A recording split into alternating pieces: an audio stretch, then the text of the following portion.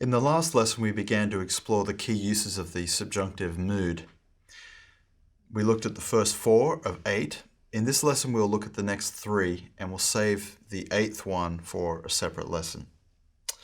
Next is a very common use of the subjunctive, where the subjunctive is indicating purpose or used in a purpose clause. And here we find it used with the conjunction hina, in order that, or in order to, plus the subjunctive, sometimes hopos instead of hina, but normally hina. This indicates the expression of purpose.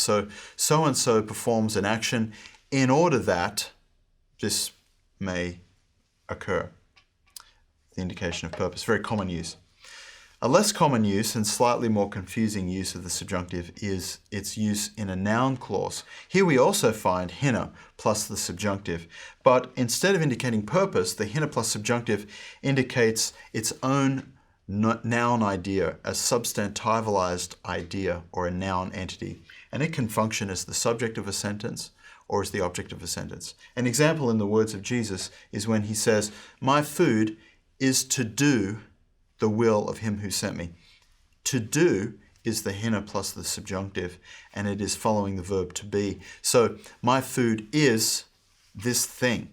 It could have been my food is an apple. It could be any noun idea in that slot, but the hina plus subjunctive occupies the slot. Third, we have the indefinite personal clause. This is created through the use of the relative pronoun hos or hostis plus an, which is an untranslatable particle that expresses indefiniteness, plus the subjunctive. So hos, an, subjunctive will be translated as whoever or whatever.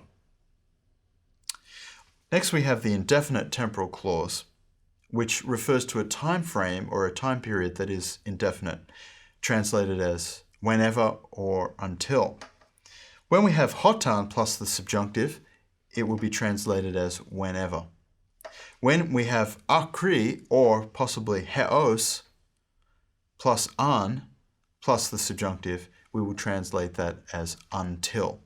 So hotan subjunctive, whenever, akri subjunctive or heos subjunctive with or without an will be translated as until, indicating some sort of indefinite temporal clause.